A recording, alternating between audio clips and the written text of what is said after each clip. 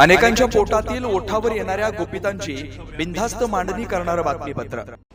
नमस्कार। पहिला तर मी महाराष्ट्राची माफी मागतो की कोल्हापूरमधनं काही चुकीची माहिती बाहेर गेलेली आहे गॅजेट आणि गॅजेटियर संदर्भात। पहिली गोष्ट, गॅजेटियर आलं 1884 मध्ये, गॅजेट आलं 1902 मध्ये। शाहू महाराजांनी गॅजेट आणलं, त्याच्या 18 वर्ष अगोदर गॅजेटियर आलं, जे ब्रिटिशांनी आलं। खूप क्लिअर आहे, स्पष्ट आहे, चांगल्या रेफरन्सेस दिलेले आहेत। खरं मराठी भाषेला एक वापरून न्यूसन्स आणि एक कन्फ्युजन करण्याचा प्रयत्न केला गेला। तर काय की एकच ओळ पकडली आणि त्याला धरून सगळ्या गोष्टी क्रिएट करण्याचा प्रयत्न केला की मराठा आणि कुणबींमध्ये लग्नाचे व्यवहार व्हायचे किंवा लग्न व्हायचे, म्हणून मराठ्यांना पूर्णपणे कुणबी करून टाकावं। मग असं असेल तर मग त्यात राजपूतांचा पण त्याच ओळीच्या अगोदर राजपूतांचा रेफरन्स आहे की some families perhaps have an unusually large strain of northern or Rajput blood. तर हे का लिहिलं गेलं? कारण का हे त्यावेळीचं सत्य परिस्थिती होती, त्यावेळी असणार। आता काय क्रिएट करण्याचा प्रयत्न केला की नुसतं मराठ्यांना कुणबीकरण कसं करावं ह्याच्यावर जास्त जोर दिला गेला। तर नुसतं कुणबीच का? मराठ्यांचा रेफरन्स मराठा वाणी, मराठा माळी, मराठा तेली, मराठा पारती, मराठा नावी, मराठा सुतार, मराठा कुंभार, राजपूत कुंभार असे पण रेफरन्सेस दिले। हे नुसतं प्रांताच्या हिशोबाने दिले। तर नुसतं मराठा प्रांतच होता का?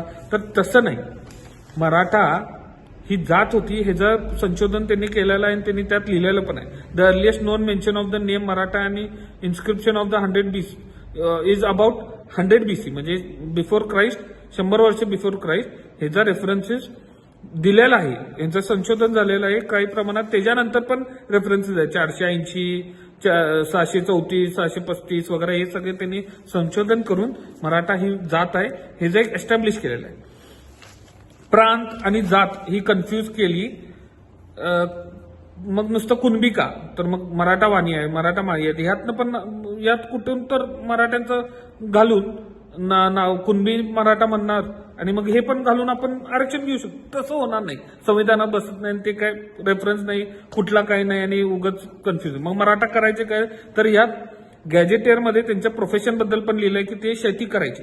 कारण नुसतं मराठा शेती करत नव्हते, जैन, लिंगायत, मराठा, ब्राह्मण, मुसलमान, बद्री, सगळी धनगर, कोळी, महार सगळी शेती करायची, हे त्यात लिहिलेलं आहे।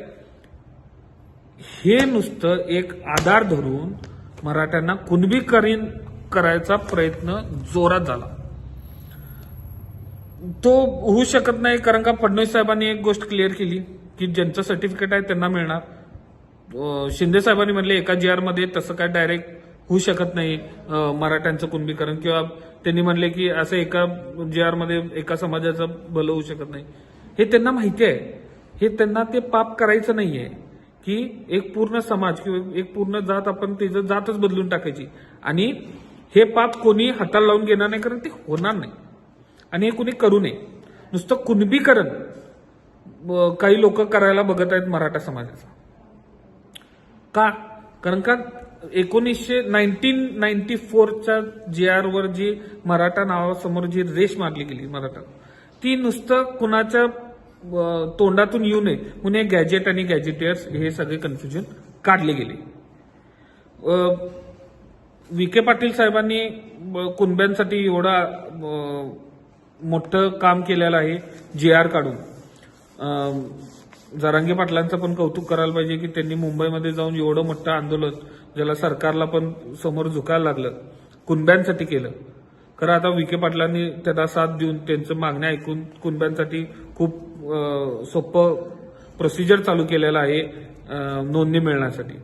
आता सरकारकडे एकच मागणी आहे की मराठा समाजाला न्याय देण्यासाठी आपण उपसमितीचा अध्यक्ष दुसरा कोणतर घ्यावा जो खरोखर मराठा समाजाला न्याय देईल।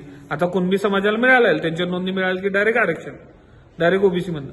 आता मराठा समाजासाठी एक दुसरा मंत्री आणावा किंवा चंद्रकांत दादांना आणावं, जे अगोदर होते, जे अगोदर त्यांना माहिती होतं की कुठल्या प्रकारे कुठलं आरक्षण आणायचं, त्यांना परत आणावं। खरं मराठा समाजाला न्याय देणारा एक मंत्री उपसमितीचा अध्यक्ष करावा हीच आमची मागणी. बेधडक निर्भीड बिनधास्त मांडणी करणारा खबऱ्या लाईव्ह.